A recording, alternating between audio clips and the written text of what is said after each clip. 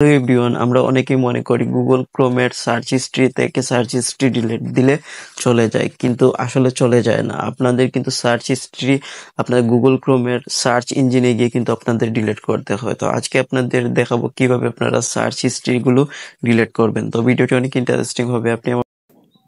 আপনি আমার ফেসবুক পেজে নতুন হয়ে থাকলে ফলো দিয়ে রাখবেন এবং ভিডিওটি শেয়ার করতে রাখতে পারেন যে কোনো সময় আপনাদের। হ্যালো এভরিওয়ান, ফাইনালি চলে আসলাম মোবাইল স্ক্রিনে। আসার পর আপনারা গুগল ক্রোম ব্রাউজারটি ওপেন করবেন। ওপেন করার পর আপনারা সার্চ অপশনে যাবেন। সার্চ অপশনে যাওয়ার পর এখানে আপনারা লিখবেন মাই অ্যাক্টিভিটি, লিখে সার্চ করে দিবেন। সার্চ করার পর কিন্তু এরকম ইন্টারফেস চলে আসবে। আসার পর আপনারা প্রথম লিঙ্কেতে ক্লিক করে দিবেন, মাই অ্যাক্টিভিটিতে ক্লিক করে দেওয়ার পর কিন্তু এরকম ইন্টারফেস চলে আসবে। আসার পর আপনারা কাজ করবেন, একটু নিচে স্ক্রল ডাউন করবেন। করার পর এখানে আপনারা লেখা দেখতে পারবেন ডিলিট নামে একটি অপশন।